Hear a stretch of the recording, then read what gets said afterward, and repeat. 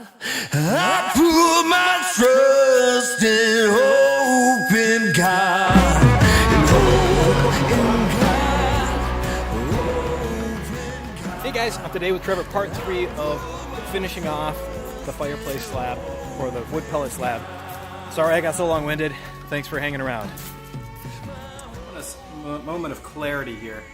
That tool, although free and awesome that I got it for free, is completely worthless if you want a complete uniform finish. I kind of like the smooth finish. I don't really like the gouges. I think what I might end up doing is just grabbing a sanding block and hand sanding this thing a little bit to try to take out some of those gouges and make it a little more uniform finish. So I think I'm going to do that. And then on the side pieces, I don't really care if it looks as finished. So on those, I'm going to just leave this rough finish, which you really can't see probably, but that's what I'm going to end up doing. Here we go. Here's the thing. The reason I like to do rustic stuff is because it's really easy. When you have to start sanding things, it's more time consuming, and then every nick that you see in this thing starts to become an imperfection, and then your imperfections become an issue, where if you just stick with rough stuff, it's the lazy man's way of finishing stuff. And I hate to say it, but I tend to be lazy sometimes. I'm no Alex Steele, if you know what I mean. If you don't know who Alex Steele is, you should go watch his stuff. It's mind-blowing. Production value, insanity level. He's making swords and all sorts of awesome stuff. Anyway, if you haven't heard of him, go hear of him. He's pretty amazing.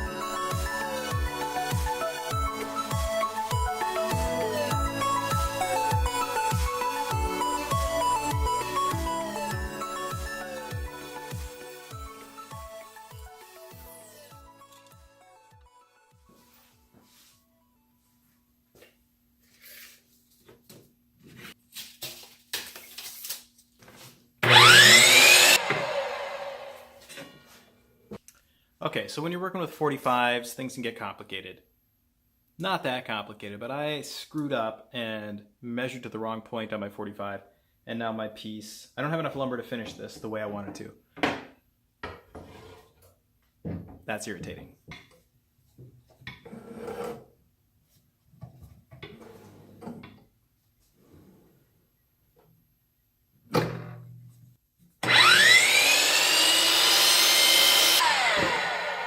Can I just show you something? Look how beautiful that wood grain is. Screw ups or no screw ups, that is pretty amazing.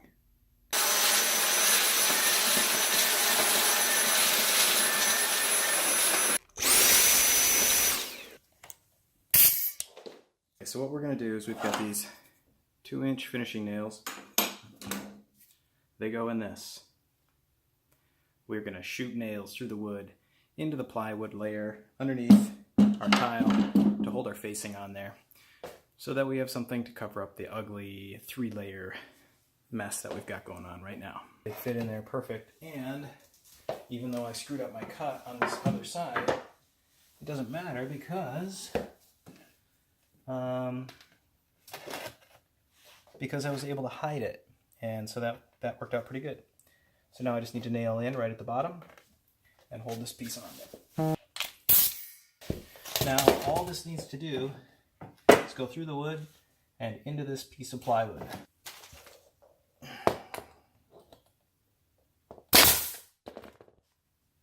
Success! Free? That's not going anywhere. That's what you're supposed to say every time you tie down a trailer. After you latch it down real good, you're supposed to say, that ain't going nowhere. That's the proper thing to say if you're a dude. Just in case you didn't know. Do not shoot your thumb or your fingers. And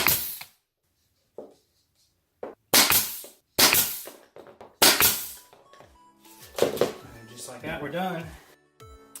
Alright, so we finished our underlayment pad that the pellet stove is going to be sitting on.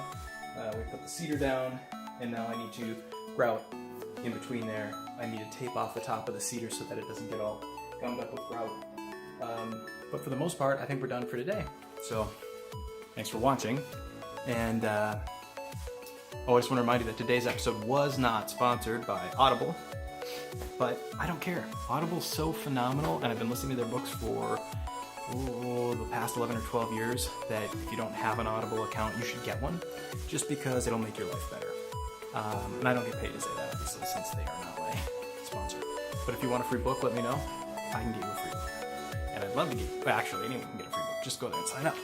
But if you have some questions about what books you should be listening to, let me know if you want to branch out. I've got some ideas.